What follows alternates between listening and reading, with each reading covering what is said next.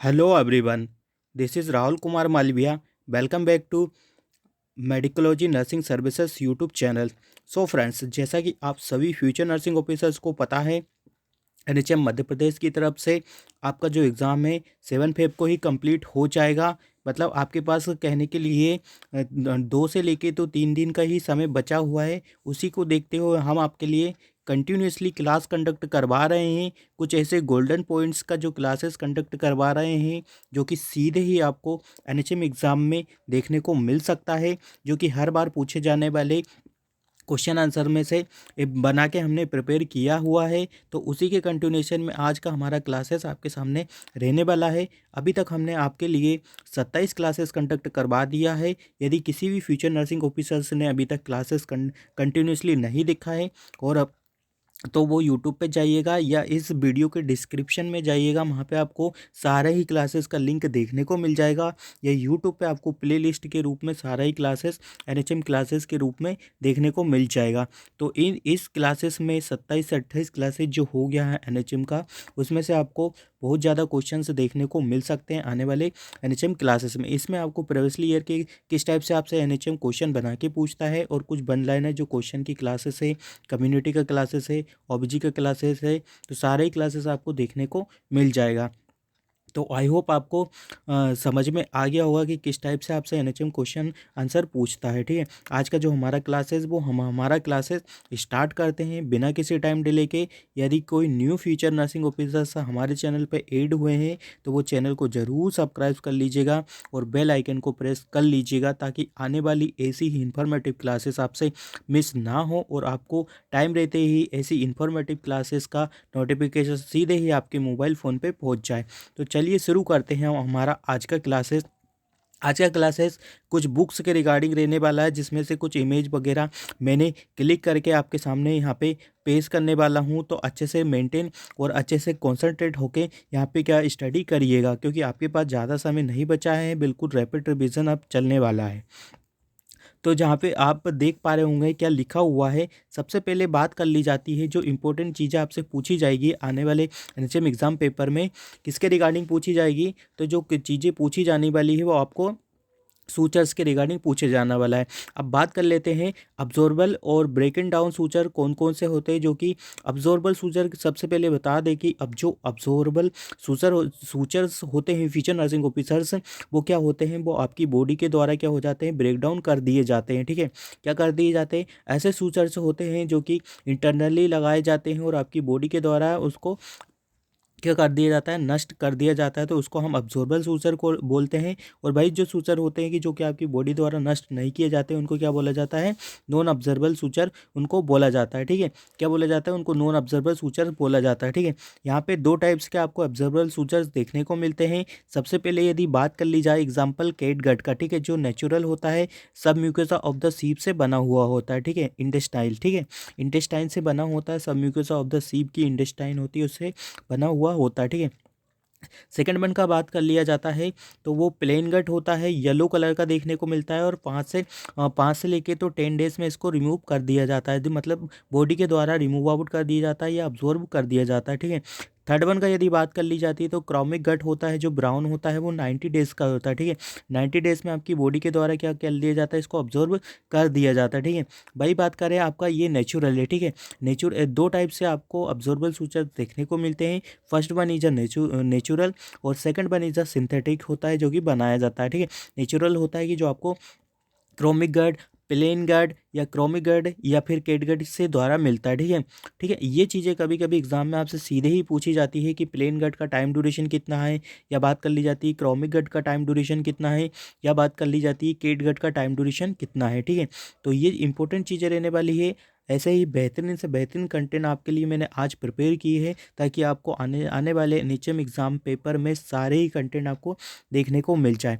और यदि किसी भी फ्यूचर नर्सिंग ऑफिसर्स ने अभी तक एनएचएम पेपर नहीं देखे हैं, तो मेडिकोलॉजी नर्सिंग सर्विसेज के द्वारा सभी को free of cost NHM paper सबको प्रोवाइड करवाए जा रहे हैं। तो आपको क्या करना है, नीचे डिस्क्रिप्शन में मेडिकोलॉजी नर्सिंग सर्विसेज का व्हाट्सअप ग्रुप दिखेगा, वहाँ पे आपको ज्वाइन हो जाना है। देन वहाँ पे आपको मैसेज पुटअप कर देना है। देन आपको क्या है कि ऑटोमेटिकली क्या होगा, पेपर आपको सेंड कर दिए जाएंगे। तो आई होप आपको यहाँ से अब्जॉर्बल सूचर्स क्या क्या है जो समझ में आ गया होगा, ठीक है। तो जो सिंथेटिक सूचर्स रहते हैं उसका भी मैं डील बता देता हूँ। जो पॉलीगिलेक्टिन रहता है, ठीक है, पॉलीगिलेक्टिन 9-10 रहता है, ठीक है, वन 910 बोल सकते हो, ठीक है। वॉलेट कलर का रहता है, बिक्रेल रहता है और 2 वीक्स के लिए रहता है, ठीक है। उसके बाद बॉडी के द्वारा क्या कर लिया जाता है, इसको अब्जॉर्ब कर दिया जाता है।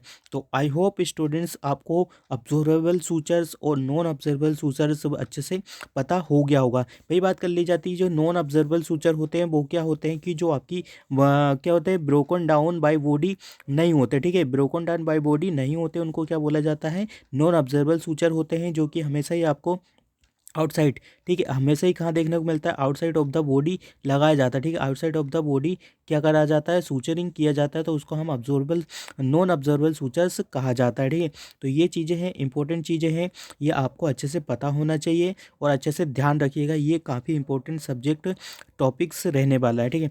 अब हम मूव ऑन करते हैं स्टूडेंट्स नेक्स्ट इंपॉर्टेंट चीज़ की ओर, की जो कि मैंने यहाँ पे इमेज के तौर पे आपको बताने का पूरी तरीके से ट्राई किया है कि क्या चीज़ें देखने को मिलती है, ठीक है। अब सबसे पहले यदि बात कर ली जाती है, ठीक है, सबसे पहले यदि हीमोग्लोबिन का बात कर ले, ठीक है, आपको कोई अब एमसीक्यू अब इसी टाइप से देखने को मिलेगी, एमसीक्यू नहीं मतलब सिंगल लाइनर क्वेश्चन है, इसी के बेसिस पे आपसे एनएचएम क्या करेगा, एमसीक्यू पूछ लेगा, ठीक है। अब हीमोग्लोबिन का बात कर ली जाती है, यदि बात करें हीमोग्लोबिन का कितना रहता है एट द बर्थ की, यदि बात करें, यदि बच्चे का हीमोग्लोबिन आपसे पूछा जाता है तो 18 से लेके तो 20 ग्राम डेसीलीटर आपको देखने को मिलता है, ठीक है। वही बात करें यदि अडल्ट का, ठीक है, किसका पूछ रहा है आपसे, अडल्ट का पूछ रहा है, तो आपको पता होना चाहिए कि अडल्ट का कितना होता है। अडल्ट यदि आपसे पूछ रहा है मेल, ठीक है, मेल और फीमेल दोनों का डिफरेंट होता है। यदि मेल और फीमेल का बात करें तो मेल का बात कर रहा है तो 14 से लेके तो 16 ग्राम डेसीलीटर देखने को मिलता है, ठीक है।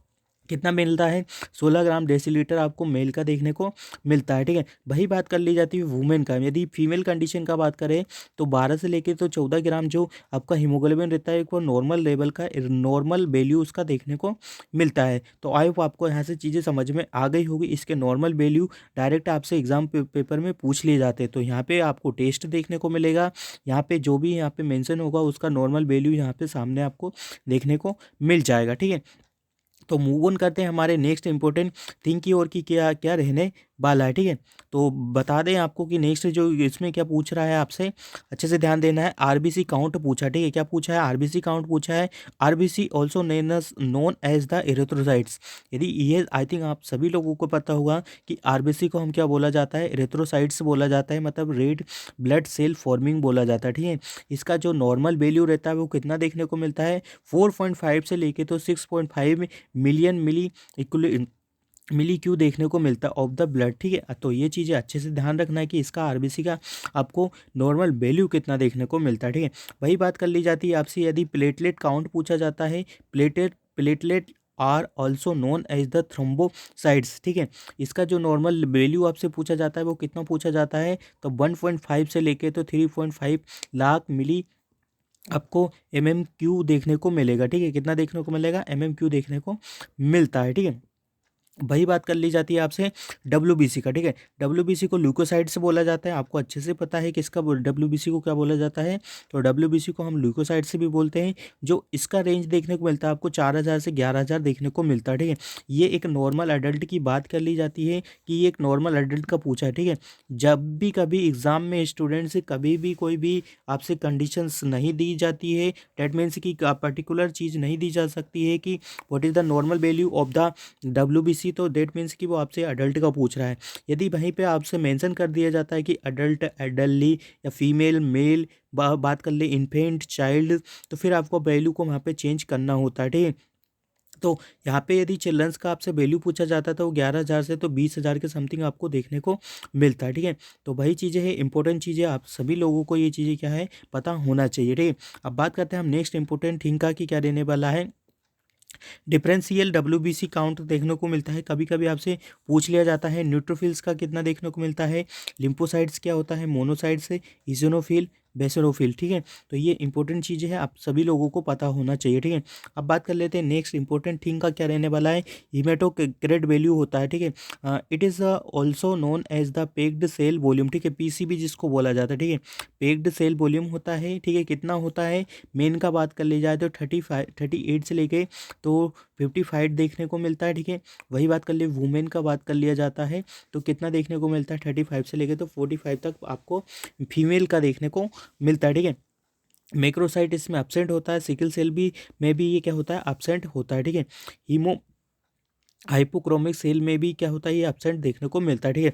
कौन कौन सी सेल्स में आपको एब्सेंट देखने को मिलता है, तो मैक्रोसाइट्स में एब्सेंट देखने को मिलेगा, सिकल सेल में आपको एब्सेंट देखने को मिलेगा, और हाइपोक्रोमिक सेल में आपको ये चीज़ें क्या देखने को मिलेगी, आपको एब्सेंट देखने को मिलेगी, ठीक है।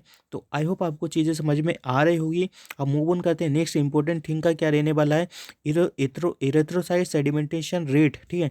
यहाँ पे भी आपको ध्यान देना है, ये चीज़ें इंपॉर्टेंट है, आपको पढ़ के ही जाना है एग्जाम में।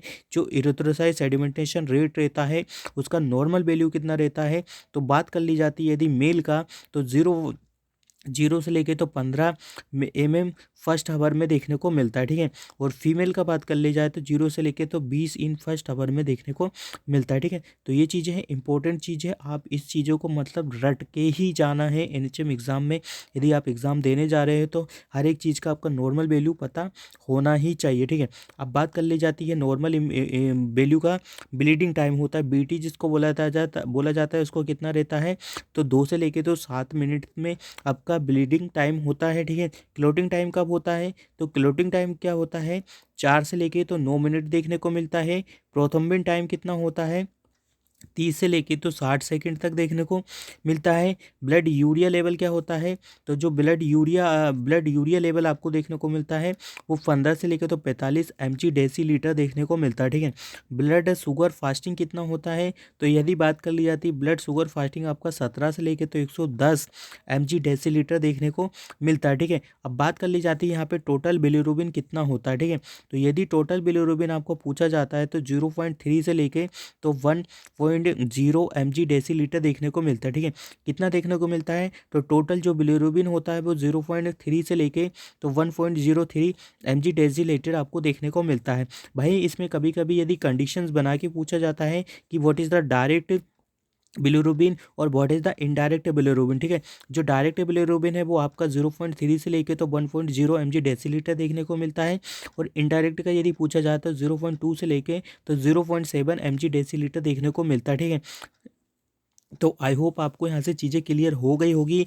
नेक्स्ट इंपॉर्टेंट आपको टेस्ट वैल्यू का बात करते हैं कि उसका नॉर्मल टेस्ट वैल्यू कितना देखने को मिलता है, ठीक है। सीरम थायरोक्सिन T3 का जो नॉर्मल टेस्ट वैल्यू देखने को मिलता है वो 4.5 से लेके तो mg/dL देखने को मिलता है, ठीक है। T3 का भी देखने को मिलता है, तो ये इंपॉर्टेंट नहीं है, एग्जाम के बेसिस पे कभी पूछा नहीं जाता है।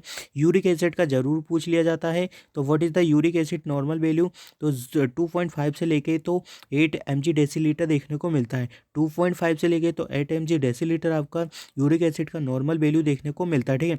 वही बात कर ली जाती है आपको टोटल प्रोटीन का कितना नॉर्मल वैल्यू देखने को मिलता है, तो 5.5 से लेके तो 8 mg/dL आपका प्रोटीन को देखने को मिलता है। वही बात कर ली जाती है एल्ब्यूमिन का, ठीक है। एल्ब्यूमिन का कितना देखने को मिलता है, तो एल्ब्यूमिन का आपको देखने को मिलेगा 3.5 से लेके तो 5.5 mg/dL देखने को दिखता है, ठीक है। बात कर ली जाती है ग्लोबुलिन का कितना होता है, तो ग्लोबुलिन का होता है 2 से लेके तो 3.5 mg/dL देखने को मिलता है, ठीक है।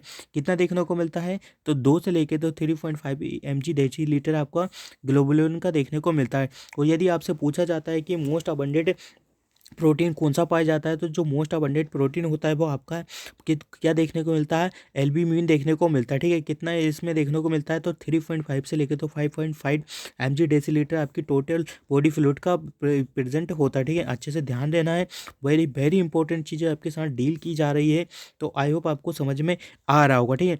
भले क्लासेस लंबा हो जाएगा बट आपको सारी चीज़ें मैं बिल्कुल डिटेल में बताने वाला हूँ, ठीक है। अब बात कर ली जाती है और क्या-क्या चीज़ें जो इम्पोर्टेंट जो कि आपको एग्ज़ाम के पॉइंट ऑफ व्यू से पता होना ही चाहिए। आपको कहीं भटकने का ज़रूरत नहीं है। Only and only Medicology nursing services के द्वारा आपको एनएचएम के लिए बेहतरीन से बेहतरीन तैयारी करवा दी जाएगी, ठीक है? फास्फोरस, ठीक है? अब यहाँ से आपसे पूछा गया है कि what is the normal value of the phosphorus? तो जो फास्फोरस का नॉर्मल वैल्यू कितना देखने को मिलता है? 3.0 से लेके तो 4.5 एमजी डेसीलीटर देखने को मिलता है, ठीक है? अब बात कर ली जाती है आपसे सीरम कोलेस्ट्रॉल लेवल कितना देखने को मिलता है। तो सीरम सीरम कोलेस्ट्रॉल जो लेवल होता है वो आपको 150 से लेके तो 250 एमजी डेसीलीटर देखने को मिलता है, ठीक है? बात कर ली जाती है सीरम सोडियम, ठीक है? तो सीरम सोडियम का आपको 135 से लेके तो 145 पे मिली इक्विवेलेंट पर लीटर देखने को मिलता है। साथ में आपको नर्सिंग ऑफिसर्स क्या करना है, इनके पीछे का जो वैल्यू है वो भी पीछे का वैल्यू भी आपको अच्छे से ध्यान रखना है। कभी-कभी एग्ज़ाम में क्या होता है कि पीछे का वैल्यू आपका चेंज कर दिया जाता है, ठीक है? पीछे का वैल्यू आपका क्या कर दिया जाता है, चेंज कर दिया जाता है, जिससे सारे ही क्वेश्चन के जो लैंग्वेज है उसके जज़्बात बदल जाते हैं, पूरा क्वेश्चन यहाँ पे बदल जाता है। तो आई होप आपको समझ में आ गया होगा कि आपको वैल्यू के साथ-साथ उसके जो पीछे का जो उसका वैल्यू को जो इंडिकेट करता है कि एमजी डेसीलीटर है या मिलीकोलेंट पर डेसीलीटर है या सेंटीमीटर इन H2 है या सेंटीमीटर है या इंच है, ठीक है? ये सब कुछ आपको बाय टंग याद होना चाहिए। यदि आप नॉर्मल वैल्यू रीड कर रहे हो किसी भी वैल्यू का या किसी भी टेस्ट का नॉर्मल वैल्यू पढ़ रहे हो तो ये चीज़ें आपको बहुत अच्छे से पता होना चाहिए, ठीक है? एग्जामिनर का काम ही ये होता है कि आप लोगों को कन्फ्यूजन क्रिएट करवाना होता है और आप सभी लोगों का काम क्या होता है कि हमारे उस कन्फ्यूजन को हमें दूर करना होता है और एग्ज़ाम में सिलेक्ट होना होता है, ठीक है? तो मूव ऑन करते हैं हमारे नेक्स्ट इंपॉर्टेंट थिंग का कि क्या रहने वाला है। सोडियम का हमने आपको बता दिया, सोडियम का आपको पीछे का वैल्यू हमेशा ध्यान रखना होता है, ठीक है?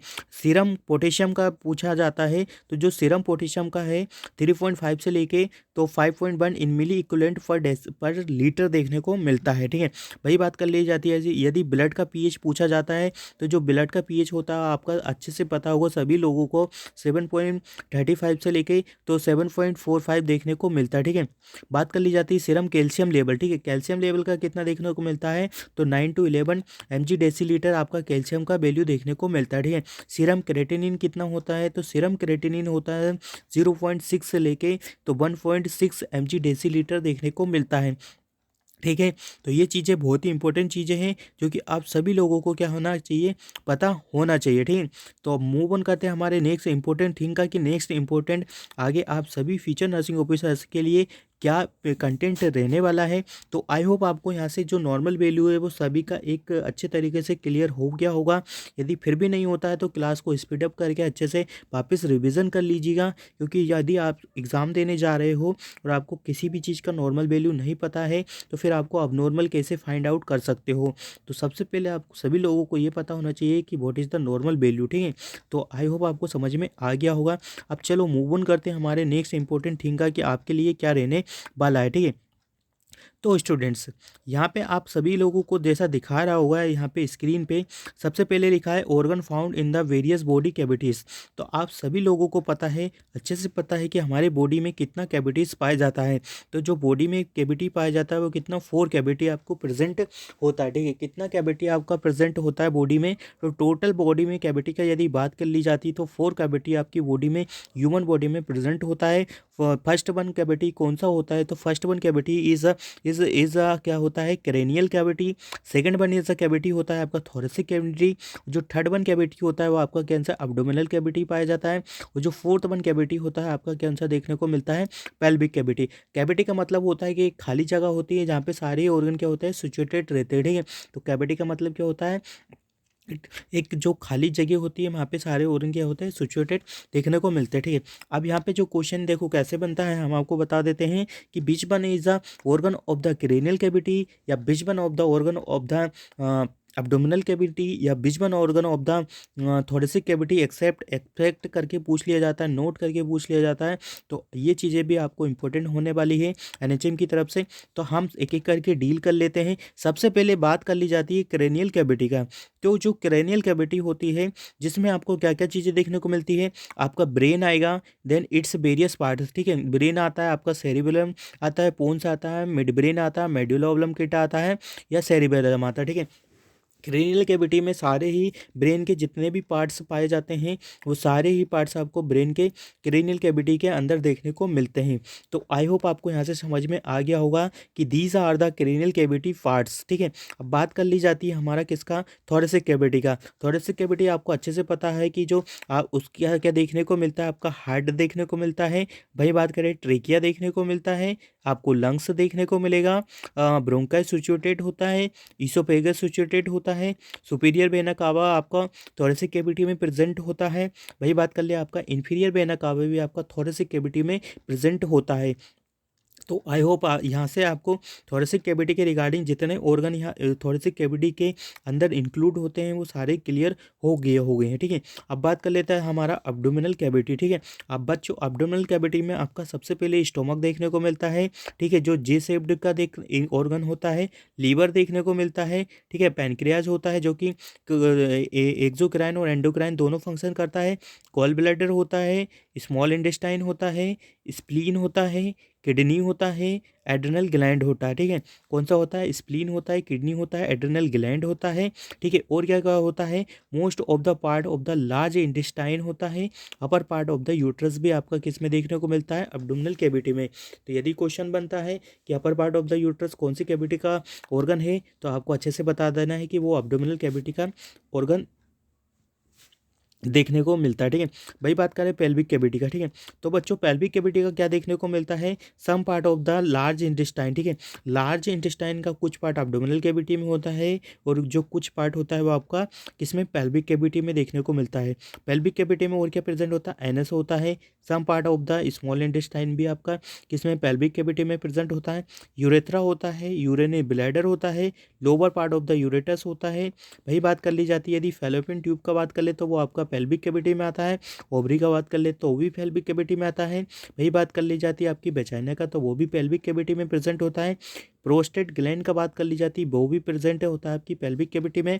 वास डिफरेंस का बात कर ली जाती है तो वो भी आपका प्रेजेंट होता है आपकी किसमें, पेल्विक कैविटी में प्रेजेंट होता है। सेमाइनल जो वेसिकल होता है it is also present in the pelvic cavity. और स्पर्मेटिक कोड का बात कर ली जाती है तो it is to be present in the pelvic cavity. और बात कर ली इजैकुलेटरी जो डक्ट होता है वो भी आपका कहाँ प्रेजेंट होता है, तो वो भी आपका पेल्विक कैविटी में प्रेजेंट होता है। तो आई होप यहाँ से आपको जितने भी क्वेश्चन डील हुए होंगे, यदि इसमें से आपको 10 से 15 क्वेश्चन या 10 क्वेश्चन या 5 क्वेश्चन या 2 क्वेश्चन भी आपके हो गए, तो एग्ज़ाम में हर एक क्वेश्चन का अपना ही अपना महत्व होता है। एक एक पॉइंट से बच्चे रह जाते हैं, तो इसलिए हम आपको हर एक चीज़ डिटेल में बता रहे हैं कि क्या चीज़ किसके रिगार्डिंग होने वाली है। ठीक है, तो अब बात करते हैं हम किसका बात कर लेते हैं, हाइपरथायरॉयडिज्म एंड हाइपोथायरॉयडिज्म। ठीक है, क्या क्या होता है यदि बात कर ली जाती है, यदि आपकी बॉडी में पूछा जाता है कि हाइपरथायरॉयडिज्म के रिगार्डिंग क्या क्या कंडीशन अराइज होती है और हाइपोथायरॉयडिज्म के रिगार्डिंग क्या क्या कंडीशन अराइज होती है।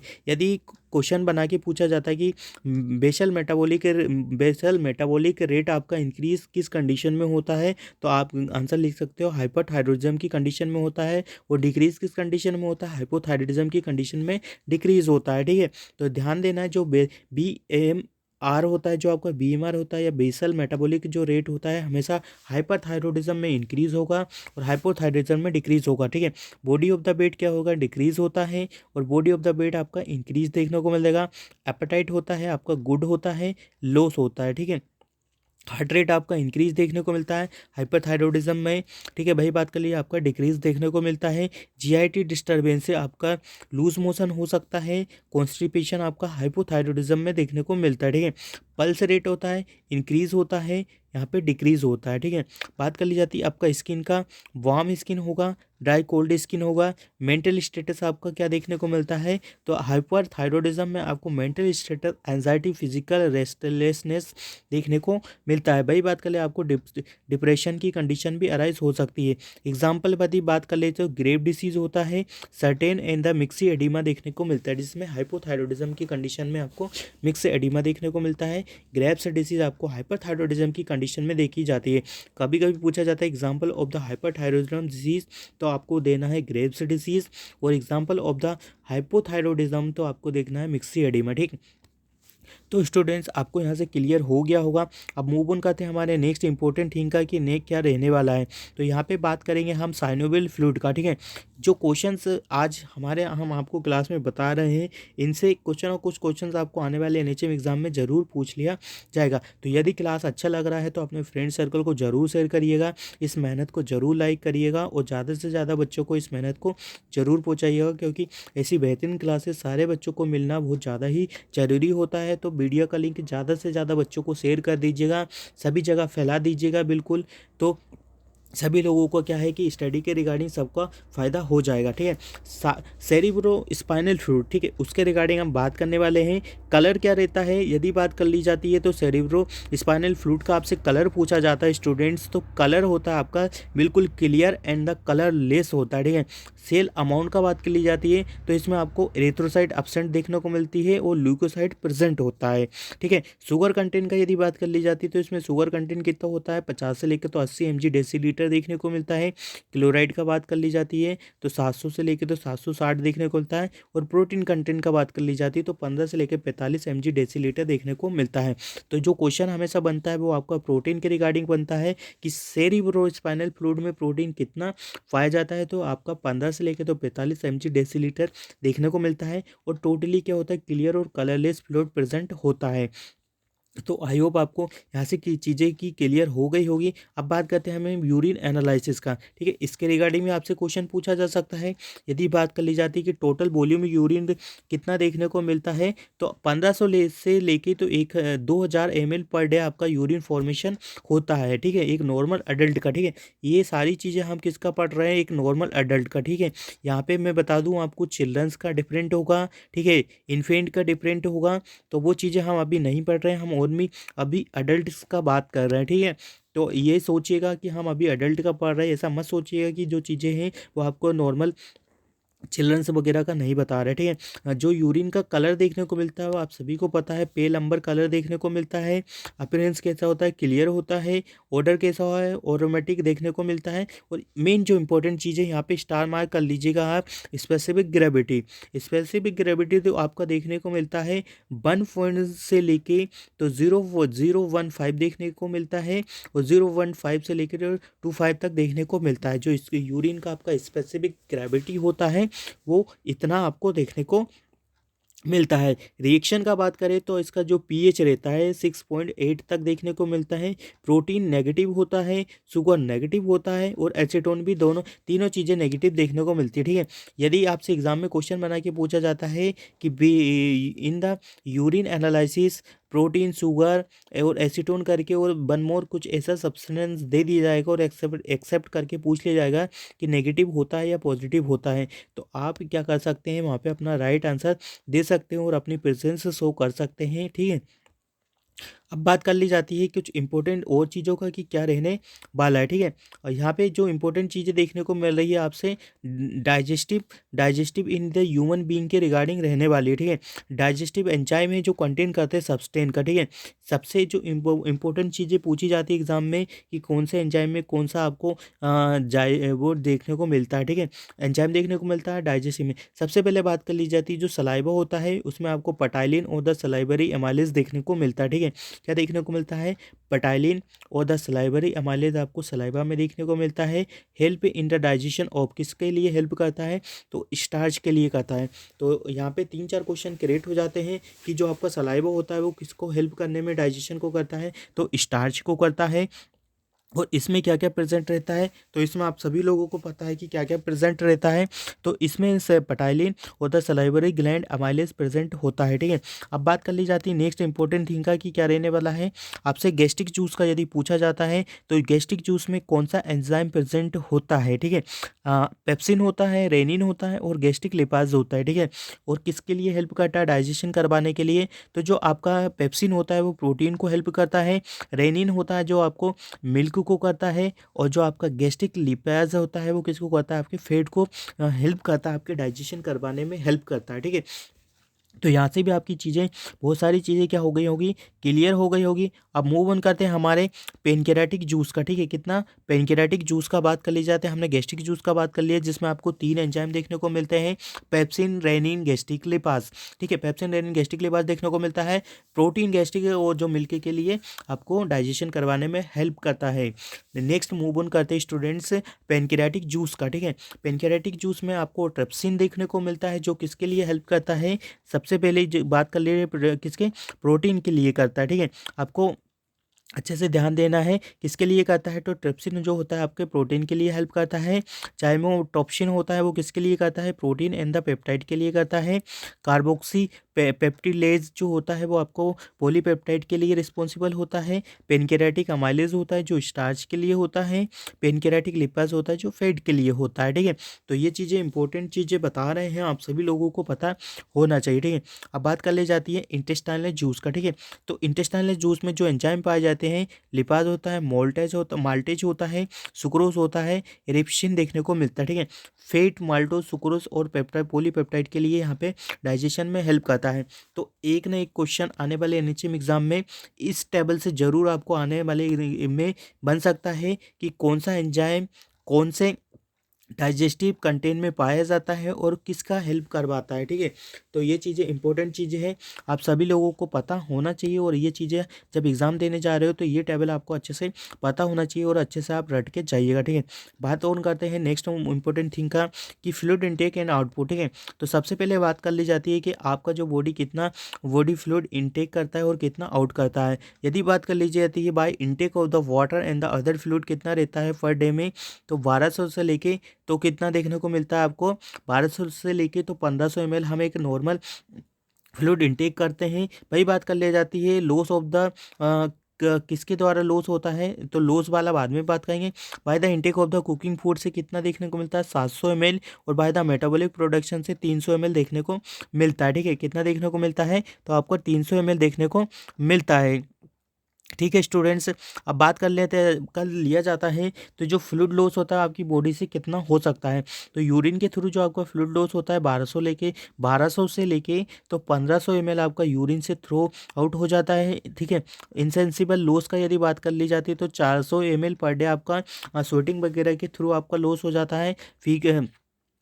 फीकल एक्सक्रेशन का बात करें तो 100 ml उसमें आपका लॉस हो जाता है। और लॉस्ट थ्रू द स्वेट वगैरह के लिए तो 600 से 800 ml भी आपका स्वेटिंग वगैरह से क्या हो जाता है, लॉस्ट हो जाता है, ठीक है।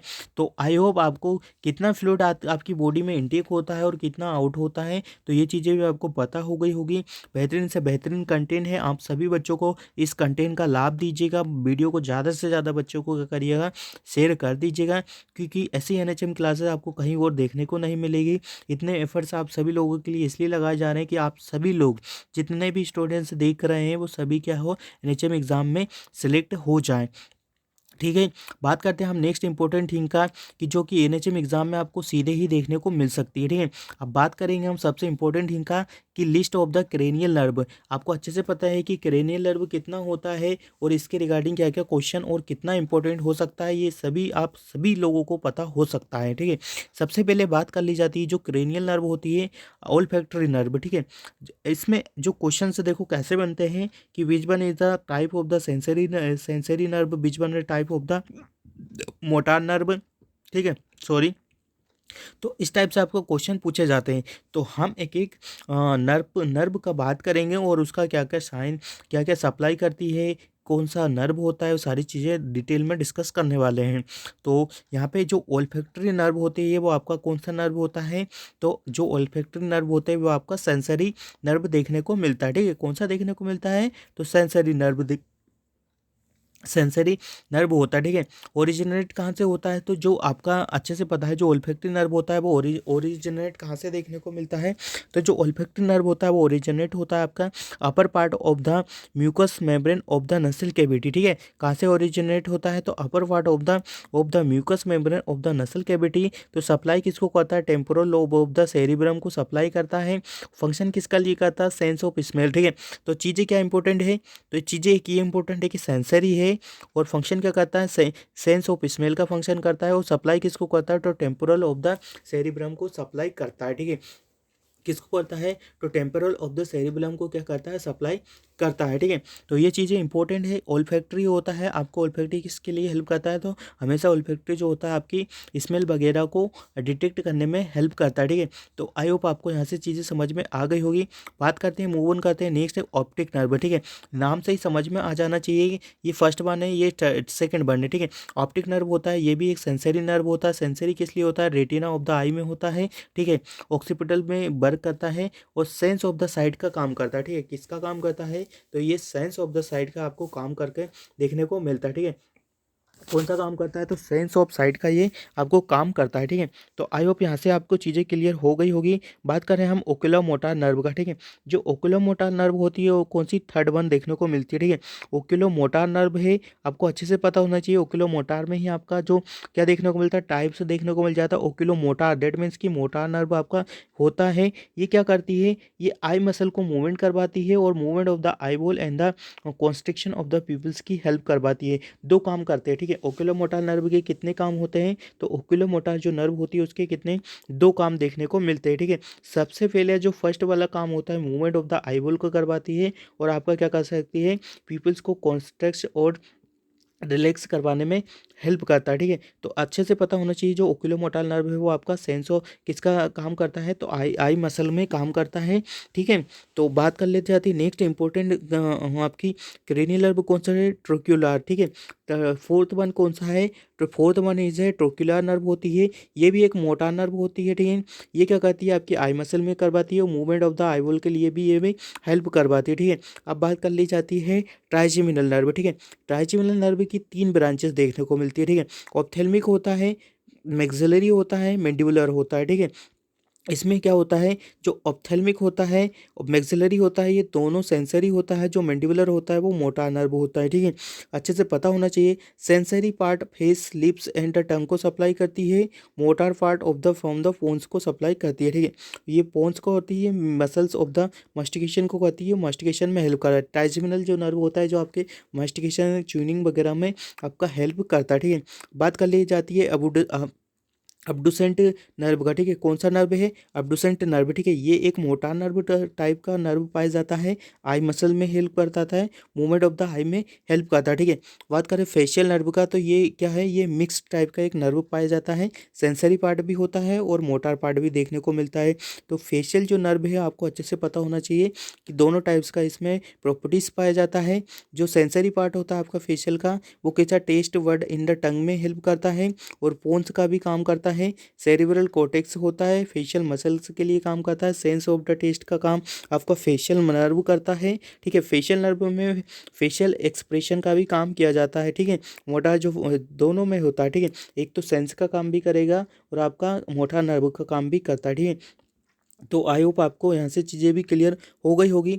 बात कर ले हम नेक्स्ट का कि क्या रहने वाला है, 8th नंबर का जो देखने को मिलता है वेस्टिबुलो कोक्लियर नर्व। ठीक है, अच्छे से पता होना है कि ये 8th नर्व का वेस्टिबुलो कोक्लियर नर्व है, किसकी वजह से डैमेज होता आता है, तो ये मैंने कल ही बताया था आपको, स्ट्रेप्टोमाइसिन की वजह से डैमेज हो जाता है, जिसमें आपको क्या देखने को मिलता है, वेस्टिबुल और कोक्लियर दोनों डैमेज हो जाते हैं। तो ये एक सेंसरी नर्व है। ठीक है, कौन सा नर्व है, तो ये एक सेंसरी नर्व है, जिसमें क्या देखने को मिलता है आपका, कहाँ से देखने को मिलता है, तो ये सेंसरी नर्व होता है, कहाँ से देखने को मिलता है, तो semi circular canal of the inner air से लेके तो semi circular organ of the कोटी इन द इनर एयर। ठीक है, यदि देखो क्वेश्चन इंपॉर्टेंट चीज़ें हैं, ऑर्गन ऑफ द कोटी कौन से ईयर में कौन से ऑर्गन का पार्ट है, तो आपको ये अच्छे से पता होना चाहिए ईयर का। ये इंपॉर्टेंट चीज़ें हैं, हमेशा एग्जाम में पूछा जाता है कि ऑर्गन ऑफ द पोटी किसका पार्ट होता है, तो वो ईयर का होता है। ठीक है, किसका होता है स्टूडेंट्स, ईयर का होता है, नोट डाउन कर लीजिएगा अपनी कॉपी में। ठीक है, तो ये ऑर्गन ऑफ द कोटी किसका पार्ट होता है, नोर ऑर्गन ऑफ द कोटी आपका ईयर का पार्ट होता है,